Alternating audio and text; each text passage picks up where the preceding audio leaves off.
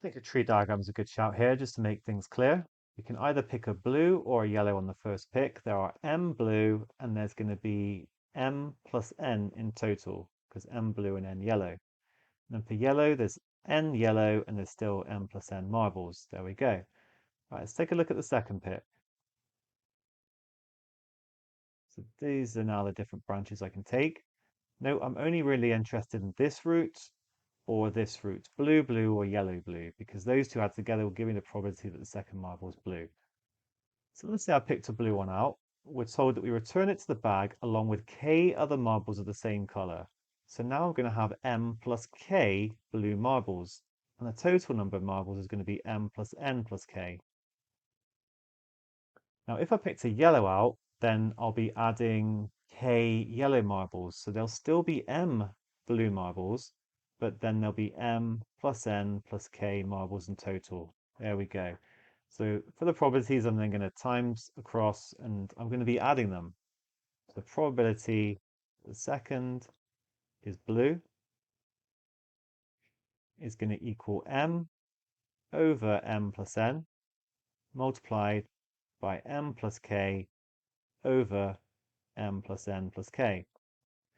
That's blue blue, and we're going to add yellow blue n over m plus n times m over m plus n plus k. Now I've actually got a common denominator here of m plus n times m plus n plus k. So I'm going to go ahead and write it over that. Then I will get m squared plus mk plus mn.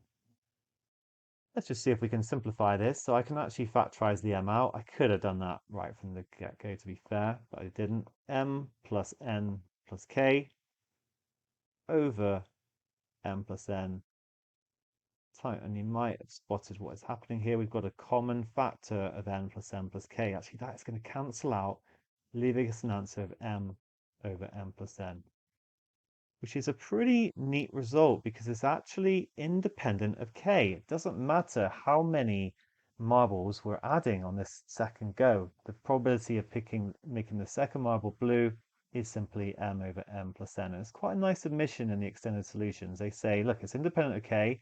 It's actually the same probability that the first marble selected is blue, that m over m plus n. And they were unable, I've not really thought about it, but unable to find an explanation of why this is other than just doing this calculation.